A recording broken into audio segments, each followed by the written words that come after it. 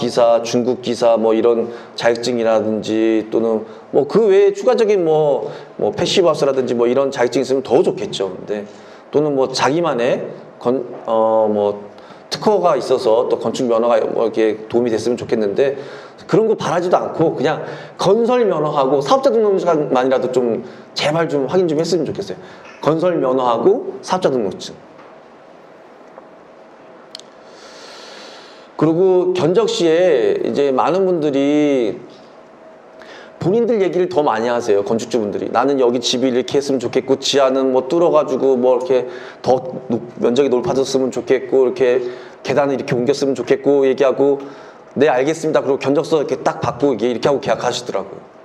그러면은 저 사람 그 건축 시공사가 다 내 말을 이해했겠지. 다 해주겠지. 이 견적서에 계단 이동 얼마 다 들어가 있으니까.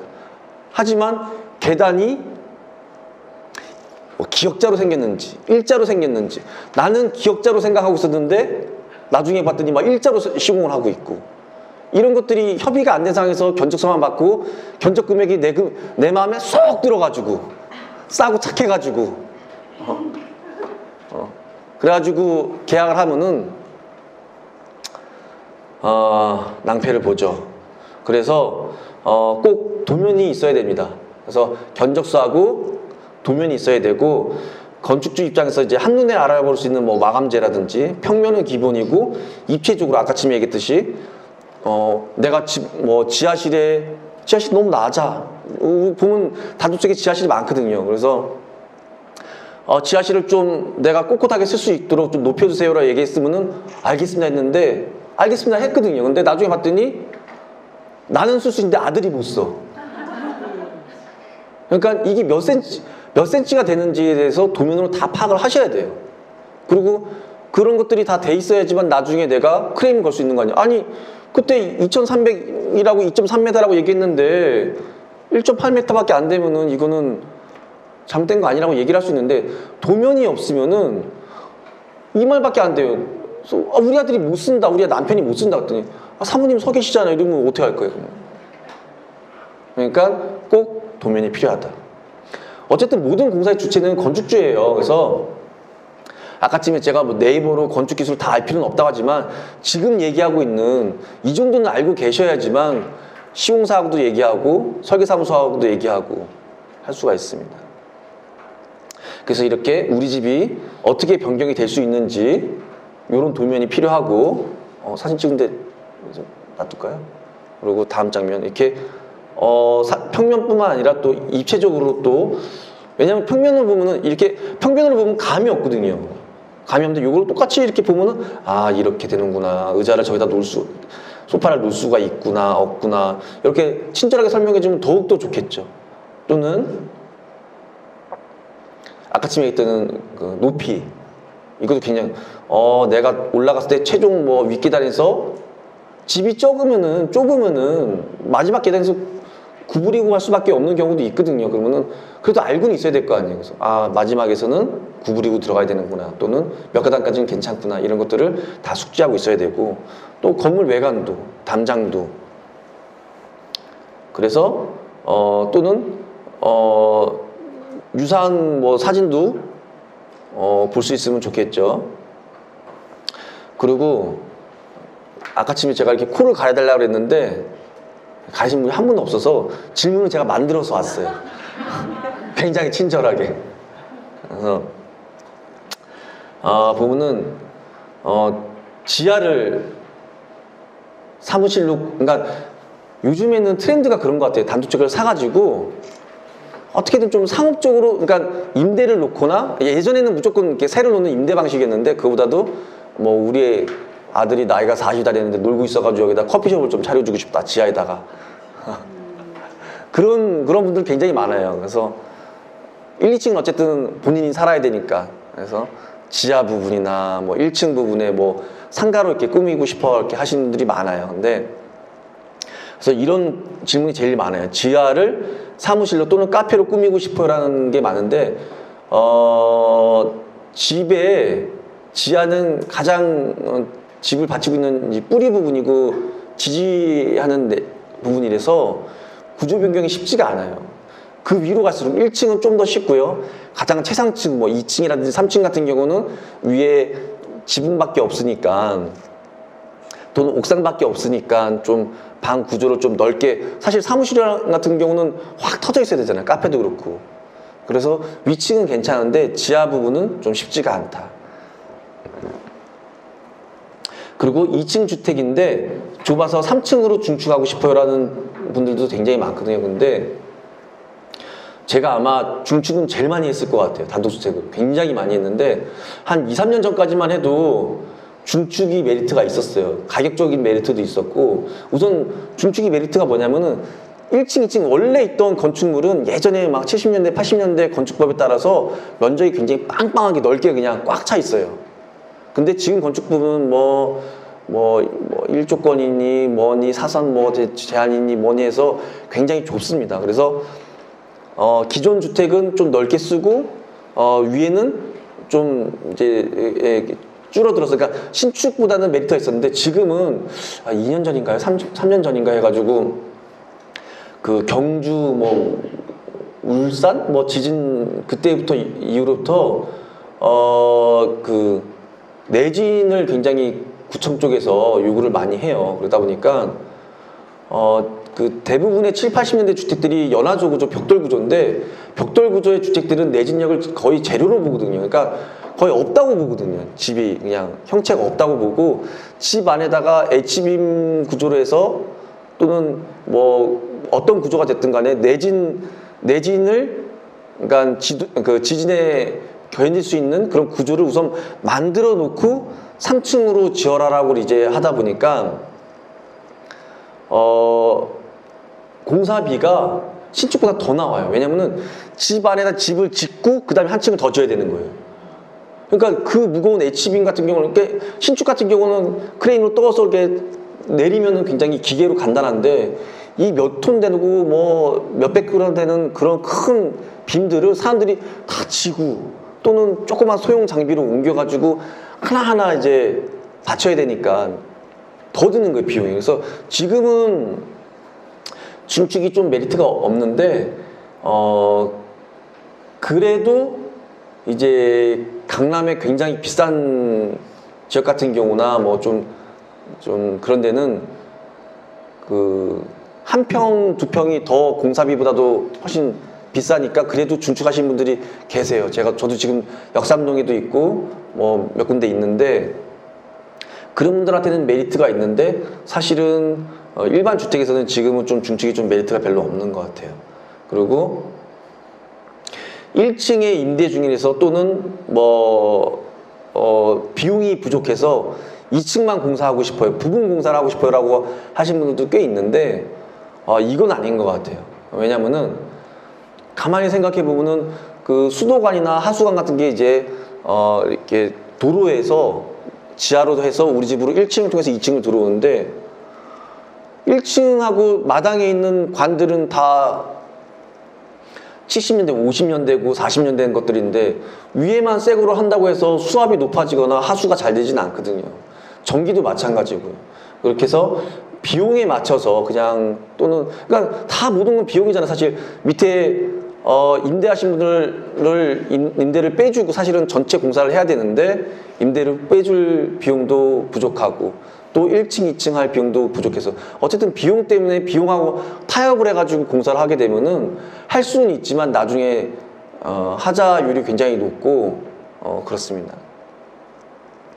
이 두 번째 항목도 마찬가지인 것 같아요. 전기공사는 안 해도 돼요. 뭐 이것도 비용하고 타협하는 거거든요. 근데 뭐 인테리어 업체들 이런 거 많은 것 같아요. 그러니까 저희가 생각하는 전기공사 리모델링에서는 기존에 오래됐던 40년 된 전기선을 다 뽑아내고 다시 모든 벽돌을 까내가지고 거기다가 전기선을 난연 제품으로 해가지고 매립을 해서 이제 원하시는 위치에다 콘센트를 만드는 게 전기공사인데 인테리어 업체의 그 전기공사는 이 컨셉트 이 스위치 바꾸는 게 전기공사더라고요.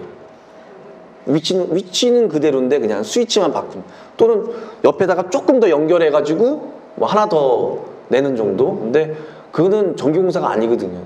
그래서 전기공사 안 해도 돼요. 이렇게 그거보다도 하여튼 리모델링을 했을 때는 하여튼 모든 걸 좀 그러니까 비용하고 만약에 비용이 부족하면은 기간을 좀 뒤로 늦춰서 한꺼번에 하는 게 낫지 타협을 해서 하는 거는 좀 아닌 것 같다. 그래서 그리고 이런 질문도 많아요. 그래서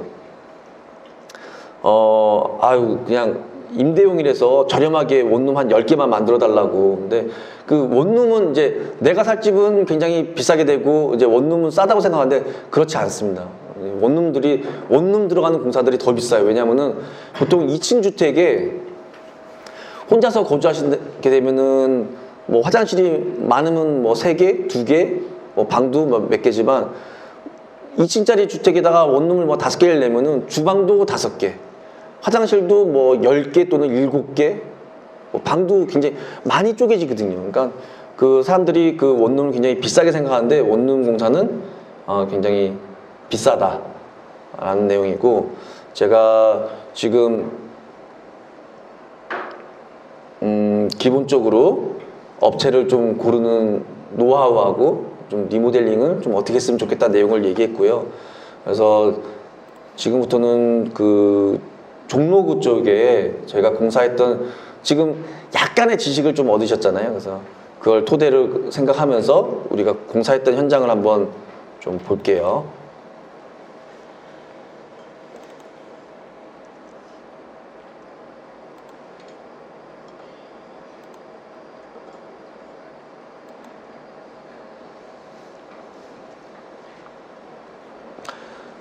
여기도 그 종로구에 있는 명륜동이라고 그 이재혁 소장님이 그 이 집을 좀 설명을 좀 해줬으면 좋겠다고 얘기를 하셔서 저는 저희가 했던 주택 중에서 그렇게 재밌지는 않았는데 왜 이 집을 얘기를 해주셔서 뽑아봤습니다. 이 집의 특징은 윗집 아랫집을 건축주분이 같은 분이세요. 그래서 리모델링을 두 집을 이제 같이 하는 건데 굉장히 종로구에서 많이 보던 스타일의 주택이죠. 그냥 그 종로구의 주택들이 특징이 그런 것 같아요. 그러니까 마당도 좀 없고 입구가 어딘지도 모르겠고 사진을 못 찍겠어요. 막 이게 사진을 찍고 싶어도 이게 막 안 그려져요. 도대체 이게 좀 지저분해요. 좀 이렇습니다. 계단도 이렇고 방도 그렇고 이게 A동이면 앞쪽 집이었네요. 앞쪽 집이었고 옥상은 이랬고 A동의 옥상이 이랬고 이거는 그 뒷집 뭐 비슷비슷합니다. 상태는 비슷비슷한데 그래서 이 보시면은 지금 보시나요? 이렇게 앞집 뒷집이 이렇게 있었어요.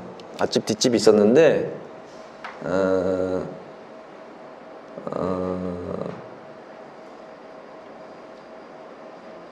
이런 식으로 그러니까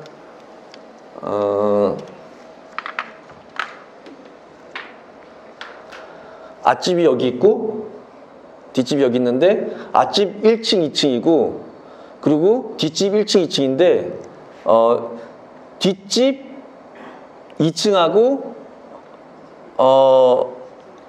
앞집 2층하고 뒷집 1층하고 레벨이 비슷하고 그 다음에 여기 뒷집 2층 옥상하고 여기 좀 앞집 옥상하고 뒷집 2층하고 이제 레벨이 좀 비슷했어요. 그래서 저희가 아까쯤에 봤다시피 이 마당이 없잖아요. 마당이 없고 막 좁고 막 그렇잖아요.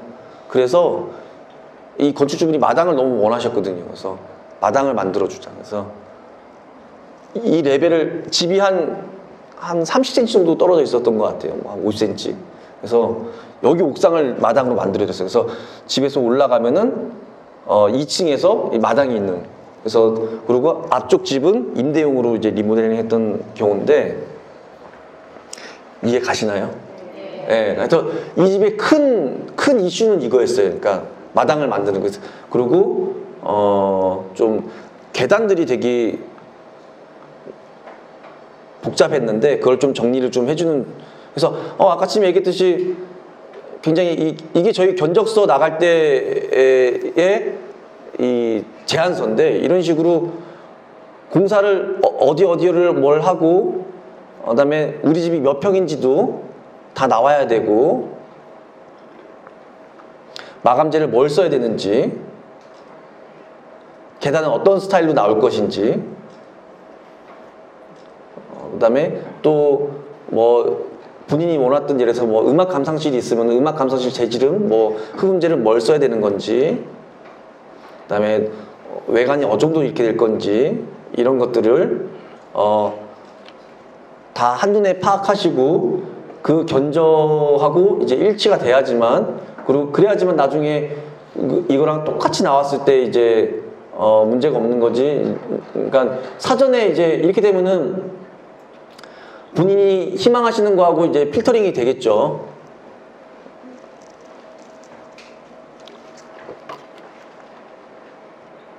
이런 식으로 보면은 이해 가셨죠? 뒷집에서 앞집 옥상을 마당으로 쓰는 그리고 그 밑에는 다 임대용 세대고 너무 부럽더라고요. 자기 집도 있고 임대용 세대도 바로 앞에 있고 부럽죠? 질문이 네. 거기 30cm의 틈이 원래 두 집이었으니까 틈이 있었을 거예요. 네네. 그걸 저렇게 지붕 저기 맨 층에서 이렇게 막은 것 같은데 그걸 아. 막아서 공사를 해도 되나요? 막은 게 요만큼만 막힌 거예요. 요만큼 이 브릿지만. 근데 그 얘기를 하다 제가 말았구나. 아까쯤에 대수원 얘기하다가 제가 사실은 얘기를 했어야 되는데 건너뛰었어요. 건너뛰었는데 이 설계사무소 운영하시는 소장님이 와 계시니까 제가 이 얘기가 하기 좀 곤란해서 사실은 건너뛰었는데 없다고 생각을 하고 얘기를 할게요. 사실은 아까쯤에 제가 신고가 필요 있는 공사가 있고 필요 없는 공사가 있다고 그랬잖아요. 종로뿐만 아니라 우리나라에 있는 단독주택 리모델링은요. 대부분이 제가 봤을 때는 한 80% 이상은 신고를 해야 하는 공사가 맞아요. 그러니까 지금 질문 잘 하셨는데 저것도 브릿지 부분도 사실은 불법적인 요소가 있는 거예요. 근데 우리가 가만히 잘 생각을 해봐야 돼요. 그러니까 집을 구매를 했는데 신고를 하고 공사를 할 수 없는 집들이 많아요. 그러니까 예를 들어서 70년대, 80년대 주택들 같은 경우는 건축물 대장하고 잘 안 맞아요, 집이. 집이 더 커요. 집이 더 커. 그래서 예를 들어서 내가 이거 대수원 신고를 하고, 공사를 하려면은 이제 구청에다 신고를 해야 되는데, 그러면 이제 요즘에는 이제, 구청에서 이제, 그전에는 이제 본인들도 아는 거죠. 이제 구청에서 이제 면적이 안 맞는 거를 이제 또는 기장돼 있는 거하고, 그래서 다 이제 요즘에는 이제 전산화하면서 이걸 좀 맞춘 작업을 하는 것 같아요. 그래서 내가 저 브릿지를 하면서 원래 여기 창고도 있고, 근데 도면은 건축물 대장이 없어. 근데 창고도 있고 뭐도 있는데 이걸 또 부셔야 돼. 그런 부분 또 공사 진행이 안 돼. 그래서 대수원 신고 이렇게 중축 같은 경우는 무조건 신고를 하고 해야 되지만 대수원에서 좀 적당하게 애교적인 공사는 좀 넘어가는. 왜냐면은 모든 공사를 신고를 하고 진행할 수가 없어요. 그렇기 때문에 저도 이게 굉장히 고민이에요. 건축주분하고 많이 얘기를 해요. 그래서 이거를 우리가 공사를 하면서 대손 신고를 하고 오픈을 저는 그냥 집을 구청에다 오픈을 하고 공사할까요? 그냥 적당히 타협해서 할까요? 이렇게 얘기를 하는데 오픈을 못하는 공사들이 꽤 있죠. 있어서 사실은 그래서 건축사분들한테도 굉장히 미안하고 근데 저는 사실은 마음 편한 게 설계사무소에다 의뢰를 해서 정식으로 신고를 하고 공사를 하면은 굉장히 민원이 들어와도 편해요. 근데 대손 신고 부분에 좀 이렇게 좀 왔다 갔다 하는 부분들을 좀 까리까리한 부분들을 신고를 안 하고 하면은 민원이 들어오면은 굉장히 막 찔려요, 막. 그래서 저도 신고할 때도 있고 신고 안 할 때도 있는데 그거는 이제 건축주분하고 그러니까 그 집에 불법적인 요소가 얼마큼 있느냐 없느냐 하고 건축주의 성향하고 이런 것들을 같이 면밀히 고민을 하고 결정을 해야 될 부분 같아요. 근데 이 집은 그거 외에는 별다르게 없어서 그러니까 민원이 들어와도 그러니까 건축주분하고 그랬어요. 만약에 민원이 들어와서 이거 가지고 뭐라 하면은 그냥 철거하자. 그냥 그 부분 철거하고 사다리 놓고 왔다 갔다 하겠다. 그것까지 의논하고 진행했던 상에서 굉장히 좋은 질문이었고, 그래서 건축주 분들도 집을 살 때 좀 되도록이면 좀 건축물 대장하고 좀 잘 맞고 그런 좀 보는. 그리고 집을 구매하실 때 돼 있는 주택을 구매하실 때 꼭 부동산 분들하고만 얘기하지 마시고 건축사, 시공사 말고요, 건축사 분들하고 얘기를 좀 많이 했으면 좋겠어요. 왜냐하면은 이 집에 그런 이렇게 불법적인 요소나 또는 나중에 또 언젠가 신축을 할 수도 있잖아요. 그럼 내가 이 집을 신축을 했을 때 몇 평까지 어떻게까지 지을 수 있는지까지 내다보고, 또는 이 집을 어떻게 뭐 고칠 수 있는지 또는 뭐 증축을 할 수 있는지, 이런 거를 그 공인중개사분들한테 얘기하면 다 된다 그래요. 다 된대. 다 된대요. 막 여기 막 10층도 지을 수 있고 뭐도 지을 수 있고 막 그러면 그 얘기만 믿고, 옆집도 10층 졌으니까 이 집도 될 거야 이렇게 얘기하거든요. 근데 꼭 건축사분들한테 뭐 내일 다음 주에 이재욱 선생님 오신다니까 명함 받으셔가지고 귀찮게 전화하세요. 집 볼 때마다 몇 번째 돼요 안 돼요 물어보세요. 그러시면은, 그렇게 건축사분들하고 이렇게 단독주택 사시는 분들은 그 친한 건축사분 한 분 계시는 거 되게 도움이 많이 되는 것 같아요. 예, 그래서 만약에 예를 들어서 저런 부분도 만약에 걸렸을 경우에 건축사분 통해서, 그러니까 공사하다가 나중에 또 이렇게 보완하는 방법도 있거든요. 그러니까 그렇습니다. 설명에 이렇게 아까 질문 설명 됐나요? 아니, 저는 이게 주인이 같기 때문에 네. 면제를 해도 네. 별 문제는 없고, 만약 그 면적이 저것 때문에 늘어난 것 때문에 약간은 그런 거 뭐한 주인이면 네네네. 같은 주인이고 실내 면적이 늘어난 게 아니라 그냥 다리 브릿지 하나만 조그만 거 생긴 거거든요. 근데 소장님, 그러면 저거는 어때요? 저거 만약에 제가 만약에 대선 신고를 했으면은 구청에서 허락해 줬을까요?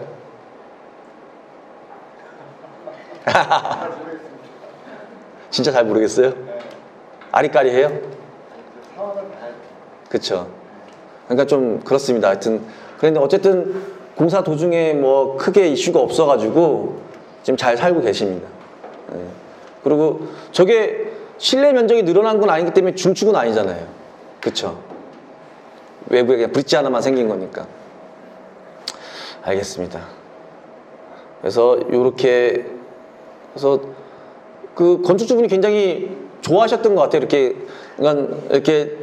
2층, 그러니까 뒷집에서 이 마당이 보이는 거예요. 근데 자세히 보시면은 이게 집이 뭐 완전히 똑같을 수 없기 때문에 여기 보면 계단 하나가 있거든요. 계단 하나 단차가 있어요. 네. 그러면 저런 집을 이제 중축이 아니라고 하셨잖아요. 네. 근데 이제 마당 옥상을 이제 카페테리아처럼 만들고 싶다. 네. 그랬을 때 카페테리아는 이제 예를 들어서 그 옥상 면적 그대로 말고 네. 조금 뭐 철근 처리를 해가지고 좀 더 늘릴 수도 있을 경우. 그러니까 예를 들어서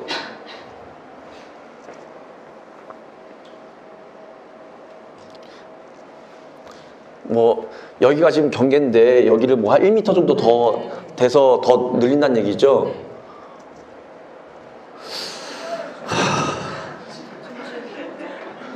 수사님 어때요? 배율이 늘어날 거기 때문에 예. 따져봐요. 그렇죠. 예. 근데 저기 그 경리단길이나 그런 데는 다 하죠. 예. 근데 그 다 신고를 하고 한 거겠죠? 신고하고 안 했을걸요. 그럼 1억을 넣으면 그럼 다시 원상복귀를 해야 되는 거예요? 어떤 분들은 그냥 면적이 아까쯤 얘기했듯이 그렇게 경리단길이나 그런 데는 굉장히 좀 핫하고 좀 이렇게 임대료가 비싸잖아요. 그러니까 한 평이라도 중요하잖아요. 그러니까 내가 임대료 낸다는 느낌으로 벌금 내고 쓰시는 분들도 있어요. 아예 처음부터 그냥 머릿속에 나 벌금 내고 시작할 거야 그냥 생각하시는 분들도 계세요. 그러니까 그런 거는 뭐 옳다 나쁘다 얘기하기보다는 어쨌든 경제적인 것도 들어가기 때문에 뭐라 말은 못 하겠고, 근데 저희는 사실 그 정도까지는 좀 잘 안 하는 편이에요. 그러니까 아까쯤에 저런 브릿지 같은 경우는 외부에서 안 보이기 때문에 애교적으로 그냥 했는데, 눈에 누가 봐도 막 이만큼씩 튀어나오는 거는 저희는 좀 잘 안 합니다. 예. 왜냐면은 100% 민원 들어가거든요. 그러면은 건축주분은 괜찮다고 하지만 나중에 이제 구청 와서 싫은 소리 듣고 뭐 뜨더라 마나 그러면은 사실 또 건축주분하고 또 굉장히 좀 멋쩍어요 막 이걸 해결하는 데 있어서. 그래서 되도록이면은 그 정도는 좀 안 하는 게 낫더라고요. 그래서 이 현장을 제가 한번 사진으로 좀 보여드릴게요. 시공했던 현장을 사진으로 좀 보여드리면은, 그래서 아까 지금 그 집인데 제일 먼저 이제 해야 될 게 가림막을 설치를 하고요. 요즘은 이렇게 집을 꼭 사방으로 가림막을 해야지만 주변에서 민원도 덜하고 뭐 좀 소음도 차단이 조금은 되고, 그 다음에 아까쯤에 얘기했듯이 조금의 애교적인 불법적인 요소를 하더라도 지적을 좀 덜 당하고, 이게 없으면 바로 당하거든요 그냥. 여지없이 그냥 아까쯤에 제가 말씀드렸잖아요. 이 집도 70년대 주택인데 그 한국전쟁이 뭐 한 15년 20년밖에 안 된 주택이어서 바닥에 기초가 없어요. 바닥을 깠더니 그냥 흙이 나와요. 바로 흙이에요. 예. 그리고 벽도 이렇게 얇습니다. 예. 굉장히 위험하죠. 그래서 바닥 기초를 다시 하고, 이게 리모델링이에요. 그러니까 이게 인테리어랑 좀 다른 점이 바닥 기초를 다시 하고, 그 다음에 바닥 매트 여기도 철근 깔아서 바닥 기초 다시 하지만 또 그 위에다가 얘를 H빔을 또 박으면은 이거 역시도 약해요. 그러니까 이거 같은 경우는 또 구덩이를 많이 파가지고 여기 밑에다가 그 기초를 다시 심고, 우리 주춧돌이라고 그러잖아요. 그런 식으로 쌓고 집을 받치는 곳이니까 이렇게 빔 올려주고 바닥 기초 또 해주고 이런 식으로 공사를 해줘야 되는데, 이런 기술들이 지금은 국내에서 좀 많이 없이 그냥 좀 이런 흙바닥 나오면 여기다 그냥 몰탄 한번 치고 그냥 공사를 다시 하니까 문제가 좀 많이 생기죠. 그래서 이런 식으로 집 안에 집을 짓듯이 구조 보강을 해주고, 그리고 이 기둥이 또 이렇게, 그러니까 기둥을 이렇게 할 때 집안에 이렇게 거실 곳곳에 기둥이 있으면 또 보기 안 좋잖아요. 그러니까 설계 단계에서부터 벽과 벽 사이에 기둥을 넣는 설계를 넣어서 이렇게 기둥이 안 보이게끔, 벽 안에 숨을 수 있게끔. 그리고 굉장히 뭐 얼핏 보면은 냉동 창고가처럼 보이지만 단열을 열심히 해가지고 집이 굉장히 따뜻하게 해서 이랬던 외관이었는데, 외부 단열도 해서 그렇게 뭐 이 집은 외관이 많이 바뀌진 않았지만 아까쯤 얘기했던 그런 위에 임팩트 있는 건 위에 그게 생겼다는 거, 옥상이 그냥 그 형태 그대로 할 수밖에 없었어요. 뭐 더 넓히거나 그러면 중축이 되니까.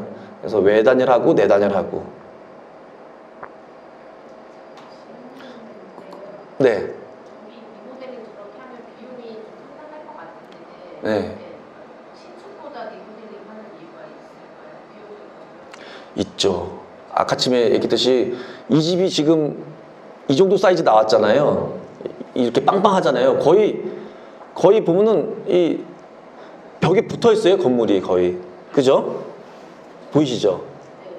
근데 이제 신축을 하게 되면은 이제 좁깃하고 얇은 집 두 개가 생기겠죠. 그러니까 빵빵한 집이 아니라 면적이 좀 줄어드니까. 그렇죠. 네, 그런 것 때문에 또 이 집은 또 코너에 있잖아요. 이렇게 코너. 그러니까 또 더 많이 뭐 좌우로 이렇게 후퇴를 좀 많이 하겠죠. 네. 저 정도로 하려면 견적이 어느 정도나 돼요? 평당 이건 다 기둥도 하고. 평당 한 350 정도는 잡아야 돼요. 근데 요즘 신축을 하면 훨씬 한 500에 가깝잖아요. 350. 제가 공사비 얘기도 해드릴까요? 네. 요즘 신축하면 한 500 정도 생각하시나요? 500 이상은 가잖아요. 네. 저도 신축을 하는데, 일반 주택은 한 600, 700 정도는 잡아야 되고요. 평당. 그 다음에, 아까쯤에 봤던 신축 같은 리모델링 같은 경우는 350에서 한 400 정도, 또는 450 정도는 잡아야 돼요. 400 정도 잡아야 되고. 근데 리모델링은 그냥 평당 450이면 예를 들어서 450에 끝나는데, 신축은 평당 600, 700이면은 거기에 더 들어가는 게 있어요. 우선 이 집을 우리가 신축한다고 생각하면은 우선 이 집 철거해서 갖다 버려야 되잖아요. 예, 철거 비용 들잖아요. 근데 요즘에 점점 더 이제 친환경적인 것, 이제 정부에서 많이 그걸 하기 때문에 폐기물이 굉장히 비싸요. 그래서 이 집 정도, 그러니까 앞에 집만 따졌을 때 갖다 버리려면은 한 2천만 원 이상 들어요. 그리고 이제 인입비라고 해서 단독주택 리모델링은 인입비가 따로 안 드는데 그 신축 같은 경우는 수도관, 그다음에 하수, 뭐 오수 뭐 이렇게 해서 인입비가 또 그게 또 몇천 들고 정화조 또 다시 해야 되고 그러면은 이래저래 철거비하고 뭐하고 하면은 그다음에 뭐 가구나 보통 600, 700에 또 외관도 많이 빠져 있어요. 그러니까 뭐 대문, 담장 뭐 이런 것도 많이 빠져 있거든요. 이래저래 생각 못했던 견적이 한 1억 정도 더 나오는 것 같아요. 1억 정도. 그래서 그러니까 순수 공사비로 봤을 때는 리모델링이 한 7, 80% 되는 것 같은데 최종 나중에 딱 공사하고 보면은 한 50% 되는 것 같아요. 리모델링이 신축에 비해서 공사비 다 들어간 거 토탈 넣었을 때 그때는 뭐 세금하고 뭐 신축은 뭐 세금도 들어가고 하니까 하면은 그러면 그 평당 350보다는 그 가격 안에 설계비는 포함 안 된 거잖아요. 포함이 안 돼 있습니다. 그러니까 그럼 리모델링만 설계하는 설계 사무실이 별도로 있어요? 아닙니다. 일반 설계사무소에서 설계를 다 하고요. 아까쯤 얘기했던 대수선하고 중축 같은 경우는 무조건 설계사무소를 통일해서 해야 되고 이 집은 저희가 신고를 안 하고 했어요. 그러니까 신고할 게 별로 없어가지고 위에 아까쯤에 그 애교스러운 부분 있잖아요. 그거 사실 신고할까 말까 고민 많이 했는데 그냥 강행하자 해서 했기 때문에 지금 나온 설계는 저희 설계팀에서 한 겁니다. 네네. 설계사는 설계팀을 네네네. 그러니까 사실은 모든 시공회사는 어쨌든 설계팀이 있어야 돼요. 한 명이 됐든 만약에 설계팀이 없으면 사장이라도 설계를 해서 왜냐면 견적서가 나가면 거기에 대한 도면이 있어야 되잖아요. 도면만 가지고 시공하는 회사는 아까처럼 제가 계속 얘기하는 게 문제가 있다는 거죠. 질문 하나 더 있어요. 네. 2층짜리 건물에 이제 단층 건물인데 고민이 이게 신축을 해야 되는지 아니면 그 건물에 리모델링을 해야 되는지 고민이거든요. 네. 신축을 하게 되면 뭐 층고로 뭔가 층이 올릴 수도 있는데 네. 거기 건물 면적이 적었으니까 네네. 건물을 신축하는 게 나을까 아니면 리모델링을 하는 게 나을까 그러면 후가님이랑 후가리가 어떻게 하실 것 같아요? 그거는 굉장히 복합적으로 알아보셔야 돼요. 그러니까 차근차근 뭐 그 집에 그 동네에 뭐 만약에 임대를 놓을 생각이신가요? 그러니까 임대를 놨을 때 임대비부터 시작해서 리모델링 했을 때 공사비 따져보고 신축했을 때 면적이 얼마큼 나온지 따져보고 그거를 다 종합적으로 해서 판단을 해야지만 그게 리모델링 할까 신축할까 고민이 되는 거거든요. 그래서 제가 여기서 딱히 말씀을 못 드리겠고 그러니까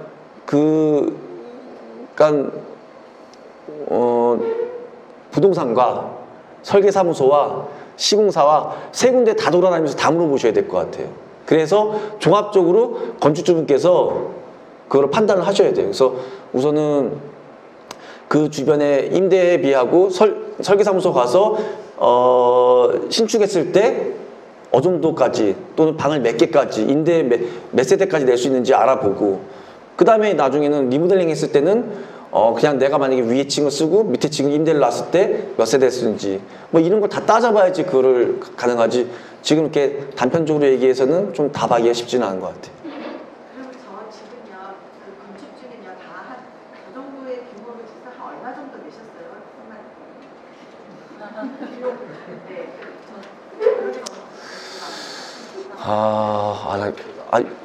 솔직히 말씀드리고 싶은데 기억이 잘 안 나서 한 3억은 안 넘었던 것 같아요. 2억 중후반 됐던 것 같아요. 2억 한 7, 8천? 두 집 다 하는데 그 정도 들었던 것 같아요. 3억은 안 넘었던 것 같아요. 네. 평수가 평수가 두 집 다 해서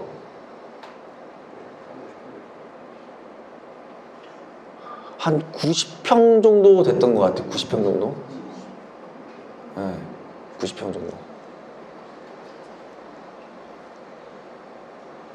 그래서 이분도 고려를 해보니 이렇게 자금을 이렇게 집은 두 개를 이제 원래 집을 뒷집에 살고 계셨다고 그랬나? 하여튼 그러다가 이제 앞집을 매입하면서 이제 자금도 부족해서 앞에를 임대 다 따져보신 거예요. 그러니까 여기 임대료 빼는 거 보증금 하고 내가 공사비 얼마, 그러니까 저희가 공사 금액을 견적서를 이렇게 해서 다 드렸으니까 따져봐서 오케이 그러면은 내가 그러니까 집을 사서 지금 자금이 부족하지만 앞에 임대를 해서 공사비를 메꾸고 뭐 이런 계산해서 이렇게 나오셨거든요.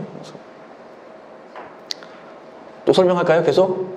네, 그래서 문도 보면은 공사하기 전에 이렇게 굉장히 춥고 이런 문이었어요. 근데 이렇게 단열 도어로 이렇게 공사가 됐고요.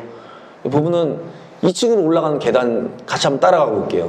굉장히 이 종로구 이런 집들이 많아요. 이렇게 건물 사이로 삐집고 들어가면은 2층 올라가려고 올라가서 등산하는 기분으로 이렇게 올라가야 되는. 네, 위에서 보면 이래요. 그래서 이거를 실내에다가 계단을 만들고 이렇게 만들었어요. 그리고 주방도 좀 뭐 이랬고 거실도 이랬는데 이렇게 좀 바뀌었죠. 그래서 계단이 내부로 들어왔고 이렇게 여기가 이제 뒷집 거실인데 이렇게 2층으로 이렇게 1층에서 2층으로 이렇게 올라올 수 있고 여기를 아까쯤에 저 앞집하고 가려면 단차를 걸어서 이렇게 몇 개 걷어 넘어가면은 이제 마당이 나오는 거예요.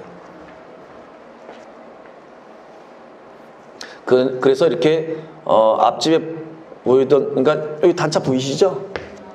네. 이렇게 레벨이 좀 안 맞아요. 안 맞았고 이렇게 금방 아까쯤에 바라보는 입구인데 여기가 그 옥상이었고 그래서 이렇게 바뀌었어요. 그래서 잘 쓰고 계신 것 같아요. 이렇게 하고 화장실 그 종로구 쪽에서 다도주택 구매하려고 돌아다니시면은 이렇게 이런 거 많이 보죠. 네. 그리고 화장실도 이랬고 주방도 이랬는데 이렇게 좀 바뀌었어요. 근데 사실은 이렇게 이쁜 거보다는 기능이 많이 들어간 집이에요. 그러니까 바닥에도 다 난방이 깔려 있고 단열도 잘 돼 있고 그래서 굉장히 창문도 뒤에 보면은 이런 거 막 독일식이에요. 막 굉장히 따뜻해요. 네.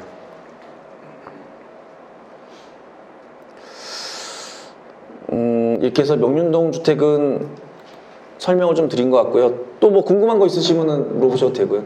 그다음에 해화동 주택 한번 볼게요. 해화동은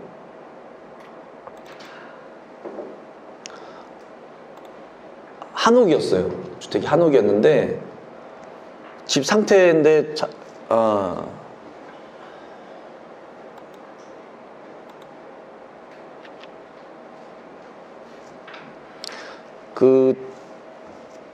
아까침하고 뭐 종로구에서 가장 뭐 흔하게 보는 주택들이 이렇게 막 이 집이 여기서부터 들어가야 돼.